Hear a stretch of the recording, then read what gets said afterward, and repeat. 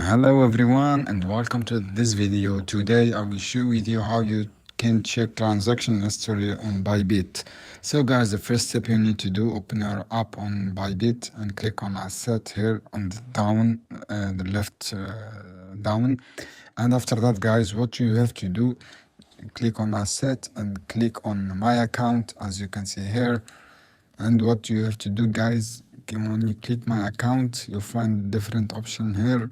As you can see here on the top right corner, you'll find this small paper as you can see here.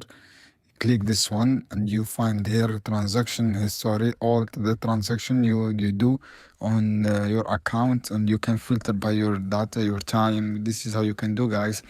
I hope this video helpful for you. Then don't forget subscribe and like and share this video for more content, and see you on another video soon guys. Keep watching, and any question down below and comment here and I will answer your question.